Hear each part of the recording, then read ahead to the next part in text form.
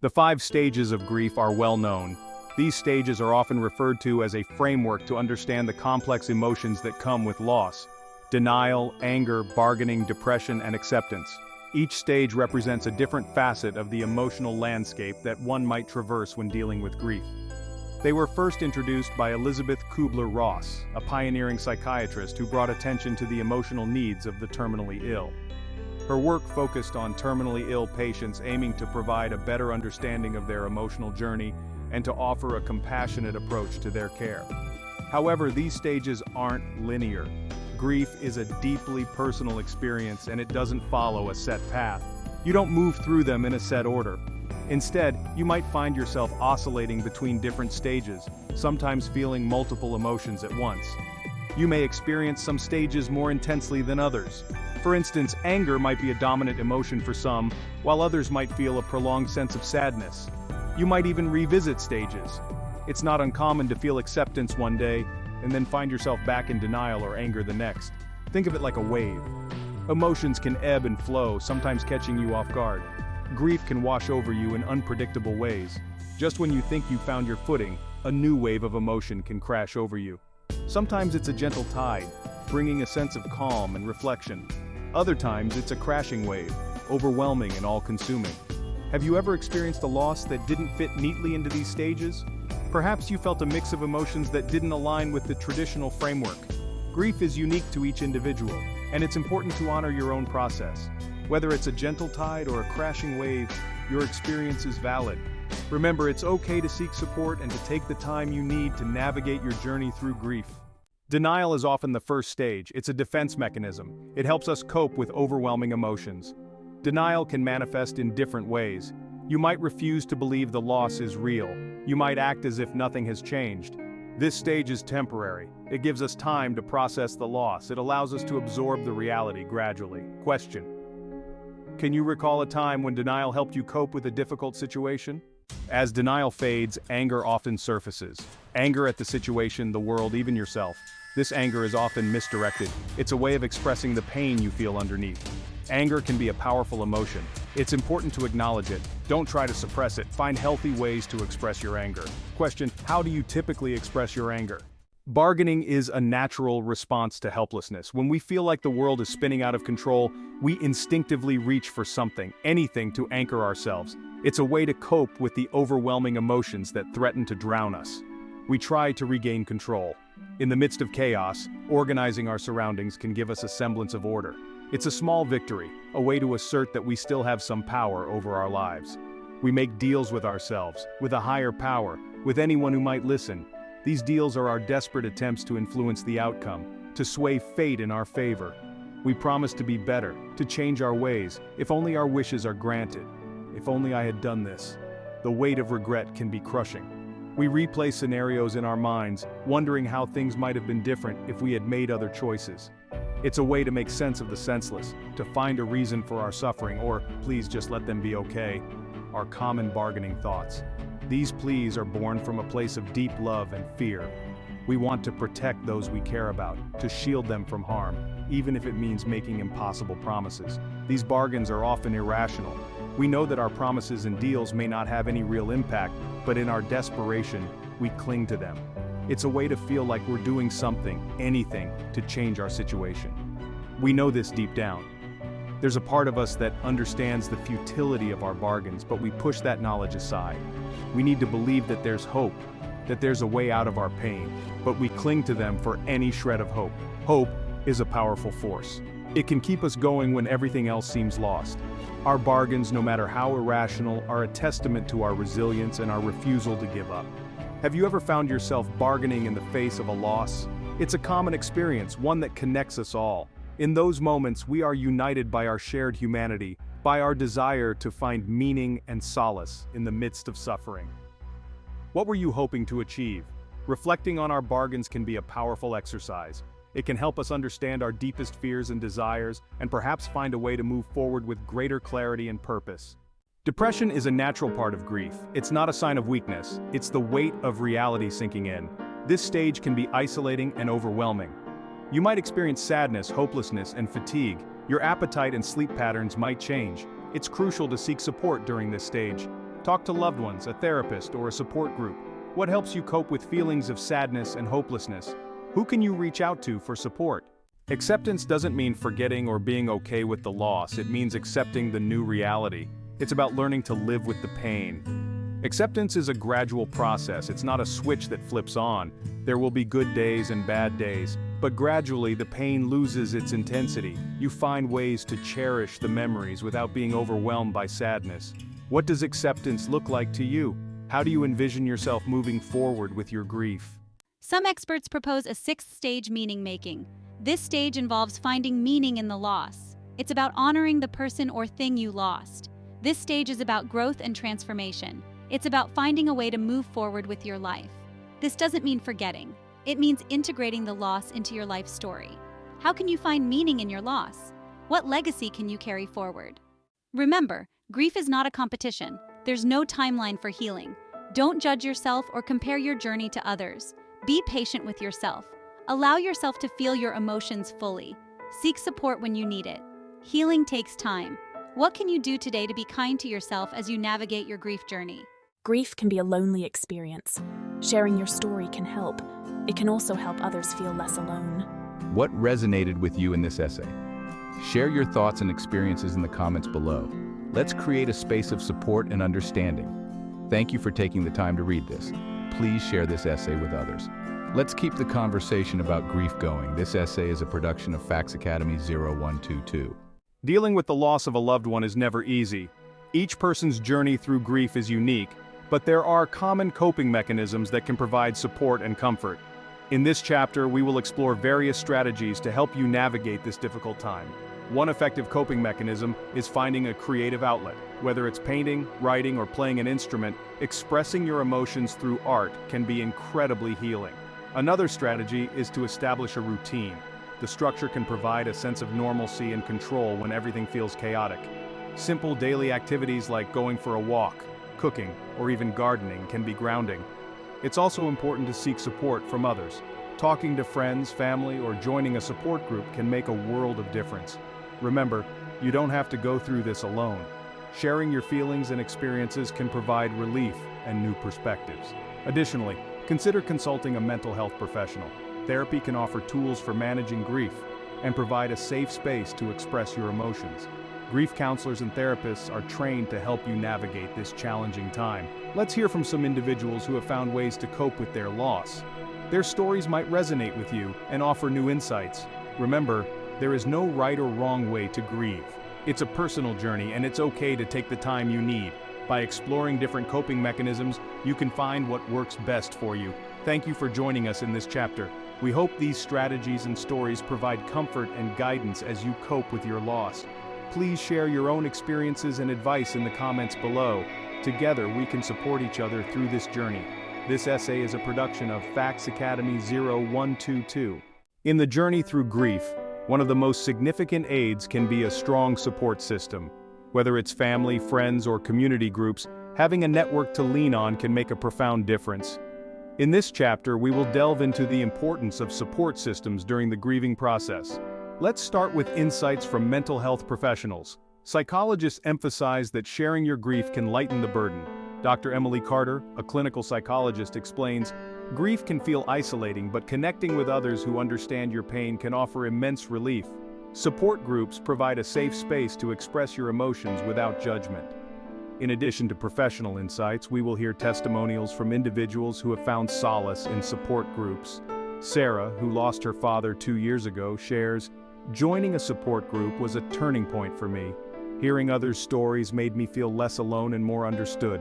It gave me a sense of community and hope."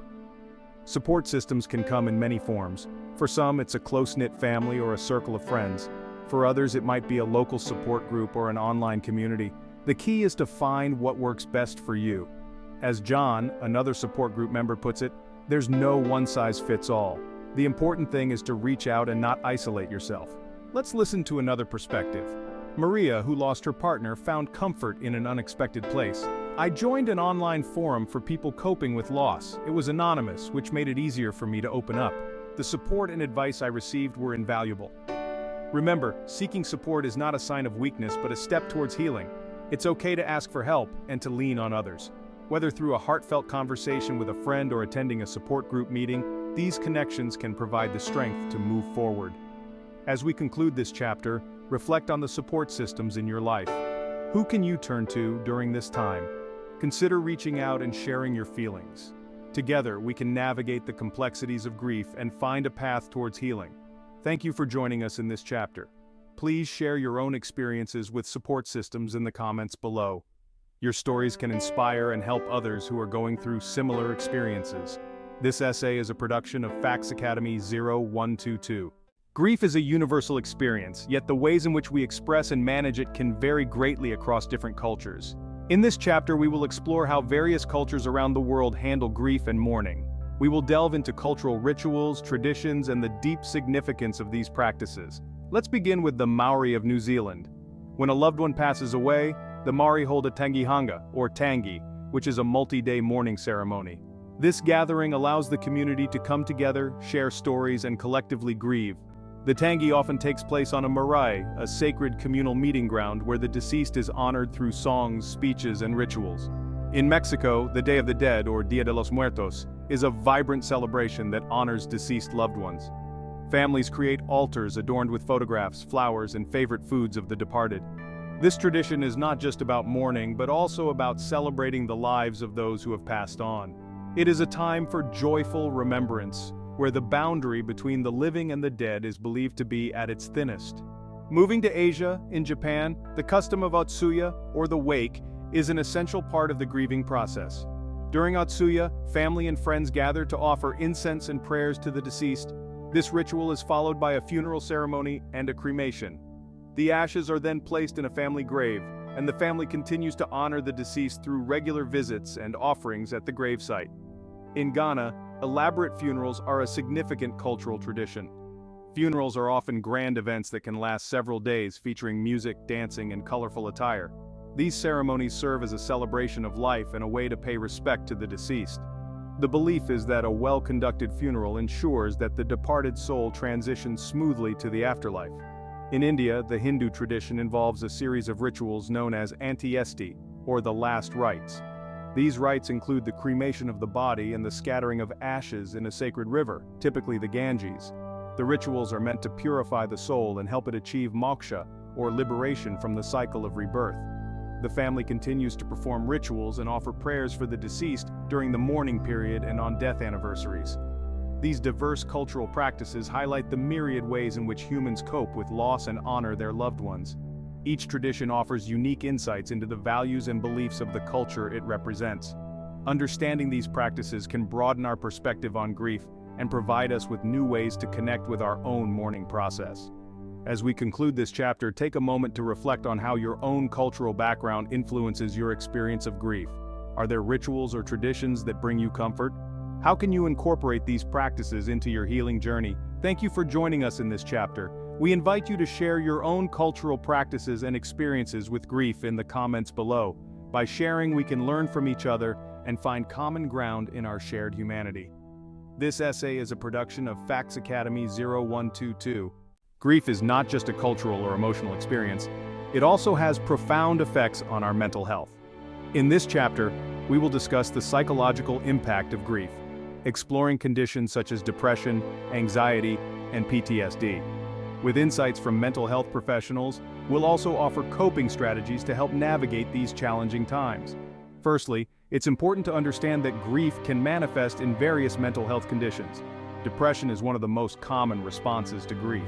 It can lead to feelings of profound sadness, hopelessness, and a lack of interest in activities once enjoyed.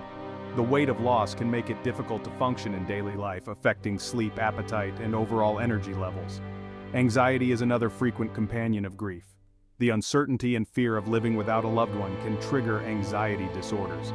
This can include generalized anxiety, panic attacks, and even social anxiety, making it hard to engage with others or face everyday situations. For some, the trauma of losing a loved one can lead to post-traumatic stress disorder, PTSD. This condition may arise if the loss was sudden or violent, leaving individuals with intrusive memories, nightmares, and severe emotional distress.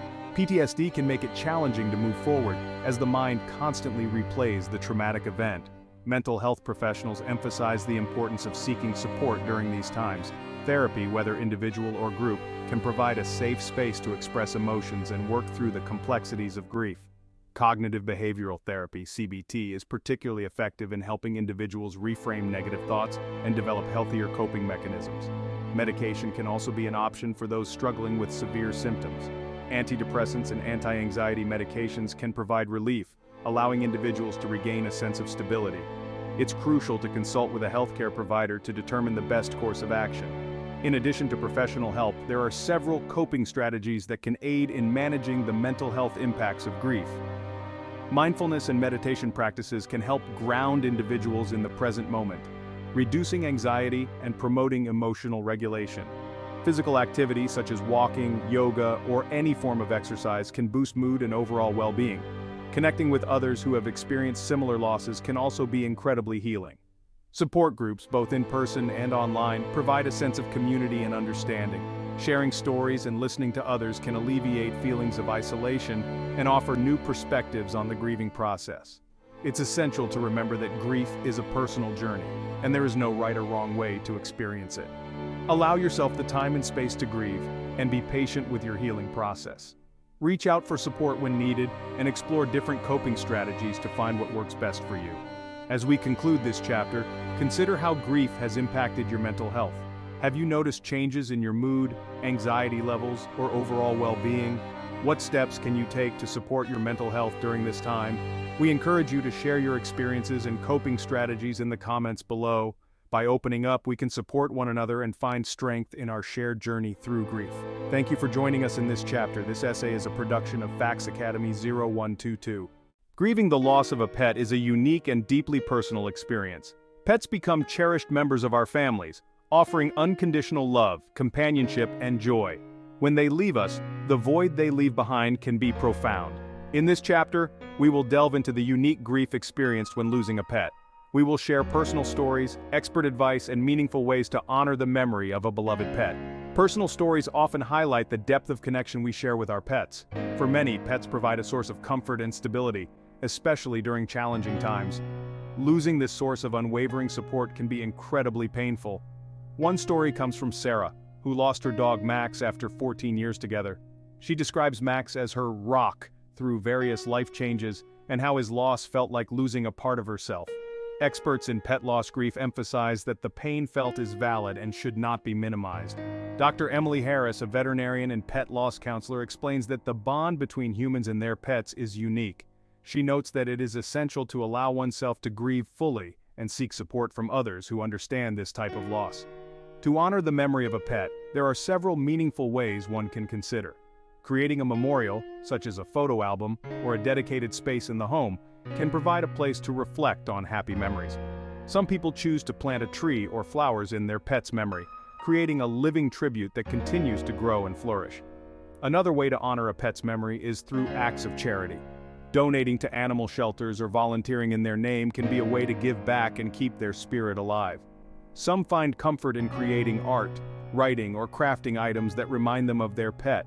It's also important to acknowledge and process the range of emotions that come with pet loss.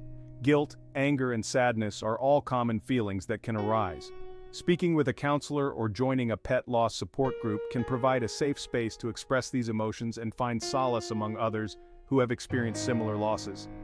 As we conclude this chapter, we invite you to share your own stories and ways you've honored the memory of your pets in the comments below.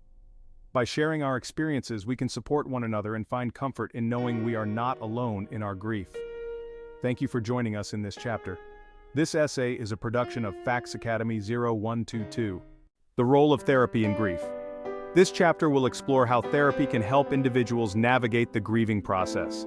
Grief is a complex and multifaceted experience, and therapy can provide invaluable support during this challenging time. Different types of therapy offer various approaches to processing grief. Individual therapy allows for personalized attention, where a therapist can help you unpack your emotions and develop coping strategies tailored to your needs. This one-on-one setting can be particularly beneficial for those who prefer a private space to express their feelings. Group therapy, on the other hand, provides a communal environment where individuals can share their experiences with others who are also grieving.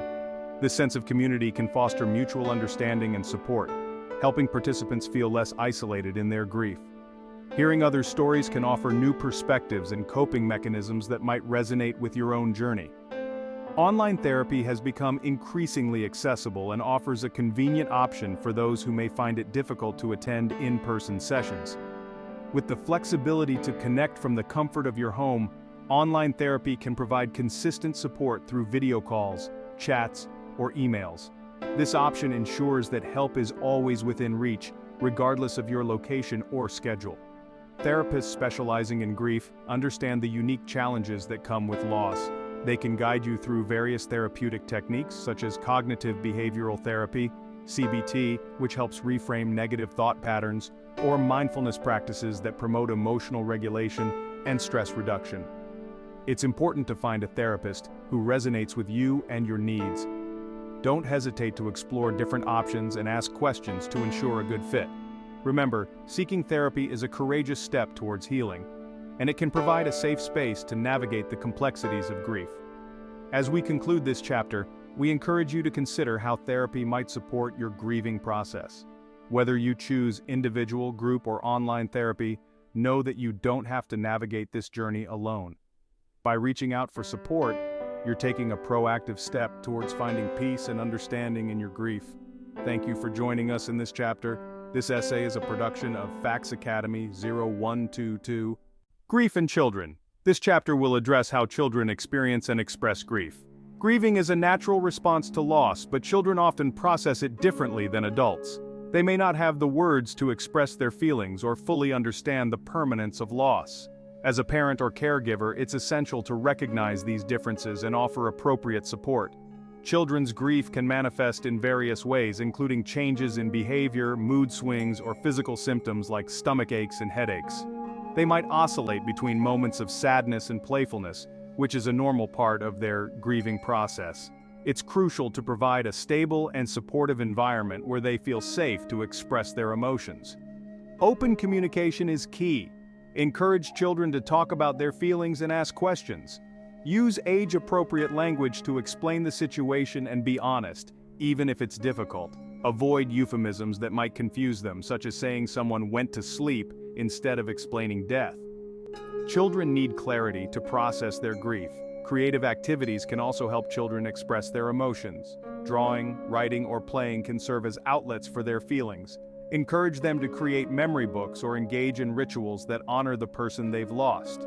These activities can provide a sense of connection and help them navigate their grief.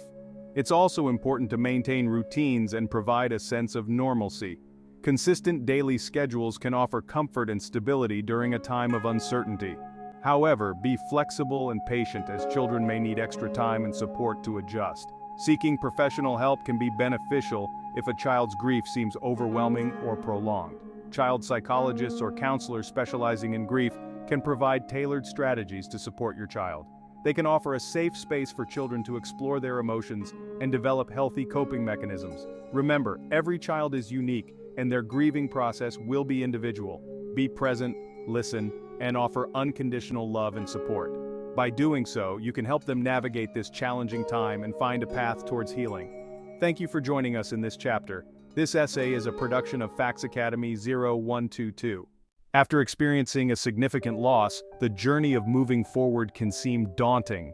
In this chapter, we'll explore how to rebuild life after such a profound event, sharing stories of resilience, tips for finding new purpose, and ways to honor the memory of the loved one you've lost. Resilience is often born out of necessity.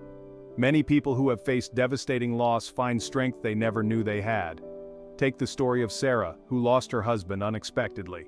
Initially, the grief was overwhelming, but over time she found solace in the support of her community and in dedicating herself to causes her husband cared about. By channeling her grief into positive action, Sarah not only honored her husband's memory, but also found a renewed sense of purpose. Finding new purpose after a loss doesn't mean forgetting the past. Instead, it's about integrating the memory of your loved one into a new chapter of your life. This can be done in various ways, such as starting a new hobby, volunteering, or even pursuing a career change that aligns with values or interests that you shared with your loved one. One powerful way to move forward is by creating rituals or traditions that keep the memory of your loved one alive.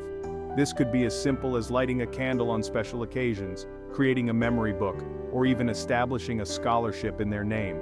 These acts can provide comfort and a sense of connection, helping you to navigate the healing process. It's also crucial to focus on self-care.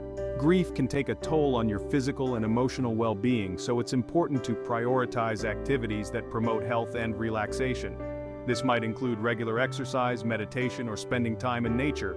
Self-care isn't selfish, it's a necessary part of the healing journey. Rebuilding life after loss is not a linear process. There will be good days and bad days, moments of joy interspersed with moments of deep sorrow. It's important to be gentle with yourself and allow yourself to feel whatever emotions arise. Grief is a testament to the love you had for the person you've lost, and it's okay to give yourself the time and space you need to heal. Finally, don't hesitate to seek professional help if you need it. Therapists and grief counselors can provide valuable support and strategies for coping. They can offer a safe space to explore your feelings and help you find ways to move forward. Remember, moving forward after loss doesn't mean leaving the past behind. It's about carrying the memory of your loved one with you as you build a new future. By finding resilience, creating new purposes, and honoring their memory, you can navigate this challenging journey and find a path toward healing and hope. Thank you for joining us in this chapter. This essay is a production of Facts Academy 01.